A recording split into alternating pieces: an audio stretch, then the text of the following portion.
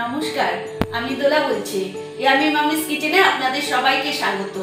আজকে আমি আপনাদের বানিয়ে দেখাচ্ছি ক্রিসপি প্রন আর হানি চিলি সস। চলুন তাহলে কি করে বানাচ্ছি দেখা যাক।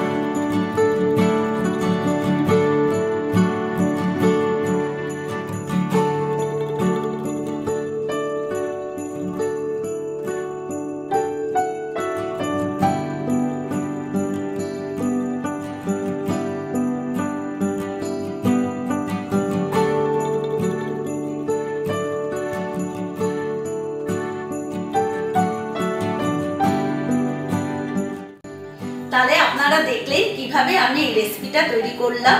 আপনারাও বাড়িতে ট্রাই করুন আর কেমন লাগলো অতি অবশ্যই আমাকে কমেন্ট করে জানাবেন। আর আমার চ্যানেলটাকে প্লিজ সাবস্ক্রাইব করবেন, বেল আইকনটা ক্লিক করে দেবেন। আজ তবে আসি, আবার দেখা হবে আপনাদের সঙ্গে আগামী দিনে। আপনারা সবাই ভালো এবং সুস্থ থাকুন।